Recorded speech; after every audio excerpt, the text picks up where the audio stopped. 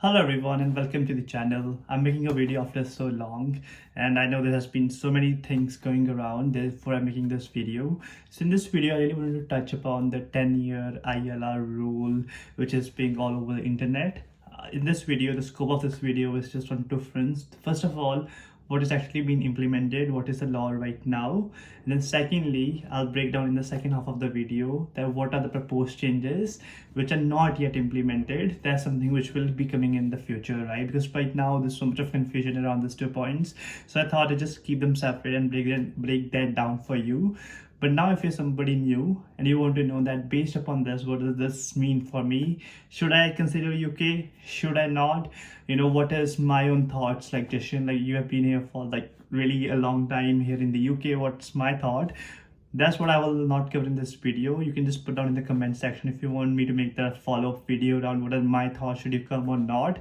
I can help you out, but in this video those are the two things which I want to touch upon, which I just mentioned. So first of all, what's already been implemented, right? So there's like about 4 to 5 things which I wanted to cover here, and I wanted to make sure it's like very factual, right? So that you can share this video to your friends and family members so that they can focus on the facts. The first is skill level requirements raised. So before, you could get a skilled worker visa for mid-level jobs like chef, technician, care worker, which came under a qualification called RQF level 3 to 5.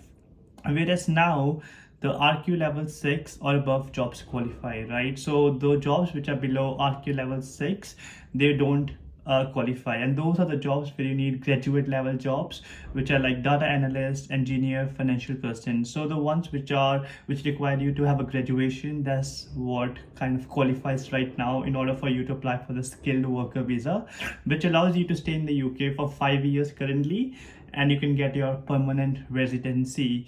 Here in the UK, we call it indefinite leave to remain, right? The second change is around the salary threshold increase. So as you want to get the skilled worker visa, before the salary threshold is around about £26,200 for most jobs. Now that has actually increased to £38,700, right? Which is like a massive increase.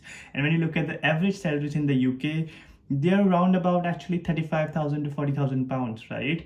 But now that's like a median salary. In reality, I know people earn around 30,000, 31,000, 32,000 pounds. So it's actually a pretty big increase. So therefore, make sure you choose a field which allows you to earn at least this amount of money, right? So don't go for career options which where the salaries are lower than this, because there isn't any more future for you to come to the UK, because you'll at least need £38,700.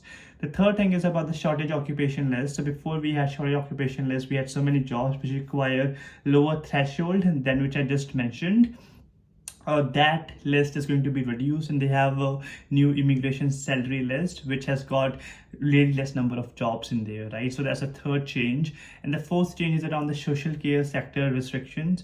So care workers from abroad can no longer apply for new visa unless they were already in the UK. In country extensions allowed until 2028, and the impact is this closes the door to thousands who entered via care sector. Many people used this to bring dependents. Now that route is closing, right? So you might have heard that in the care sector, that's the main thing which they want to really restrict, because a lot of migration happened on the care sector. The visas were granted and now they want to really stop them, therefore it's completely blocked.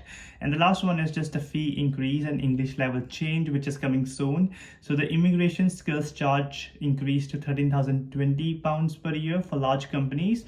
Previously it was £1,000, and the English level requirement for ILR will increase from B1 to B2, right? So which essentially means that it's going to be a harder language test for settlement, and employers now need to pay more for when they offer you a sponsorship, right? So that's a big change for the employers. Now they're going to be hesitant because they need to pay more amount in order to sponsor someone. So before we go ahead, I would like to thank the sponsor of this video, which is Amber Students.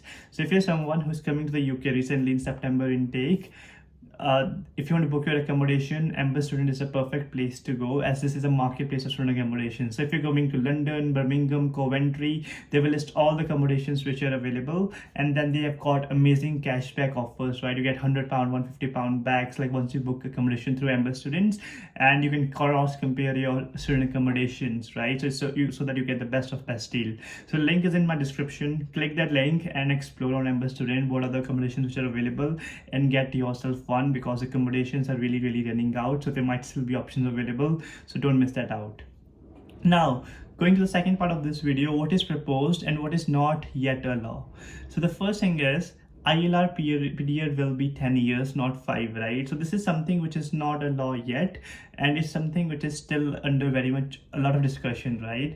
And the proposed rule is, so right now in the skilled worker visa, you be here for 5 years and you get indefinite leave to remain, whereas now they want to increase it to 10 continuous years, so that after that you get your ILR. Now the impact is obviously it will be longer wait for settlement. Then secondly, higher visa cost. So generally here companies give you a 3-year or a 5-year skilled worker visa, and after that you apply for ILR, right? There's no added cost for them, but now they need to actually sponsor you for another 5 years. So it's like double the cost for them. So again, it's going to be very hard for the companies to offer sponsorship, which was already tough anyway. And the second thing is about earned settlement model, which is that there are going to be some exceptions where not everyone will need to be waiting for 10 years. There will be some exceptions, and those exceptions will be based on if you are earning a high salary. We don't know the exact amount yet, still in the discussion, or if you work in priority sectors like STEM, NHS, or public services. One thing which I want to just let you know, if you're coming here for a STEM degree like me, like chemistry, physics, chemical engineer, can I just say you one thing? As long as you study pretty well, you'll get a job, right? Don't worry that much. But if your subject is non-STEM based, consider this it's going to be even harder, right? And then you should show strong community contribution, right? So which is like when you do with salary, you contribute a part of a salary with taxes. So obviously if you've got higher salary, you can contribute more. So you'll have this earned settlement model. And the third is, in order for you to apply for ILR, you need to give something called a life in UK test, where they ask you questions around Britain, United Kingdom, and that's going to be even more tougher. So the test standard is going to be even harder for you to sort of pass now. Well, not pass, but like the criteria is going to be even more strict. So that's the last thing, and that really covers all which I had for this video. So there's two things which we have discussed. And the first part was already been implemented, and the second part is what's still under proposition, right? So make sure these two things are very distinct, and that's the latest update in the month of August. And if there's something coming up in the future, I'll definitely update you. So for that, make sure you subscribe this channel. Then also let me know if you would like me to make a video about how does this changes impact you, right? So if you're coming here, let's say for Jan intake next year, if you want to know that, oh, what does this mean, right? So you were talking about, let's say, STEM career, should I actually come for a STEM career instead of for a degree which is in arts or drama or such kind of a degree, right? So I can kind of help you out a little bit more on that, or else you can also message me. There's some contact links in the description of this video, so feel free to reach out there too. So thank you very much for watching. I'll see you in my next video.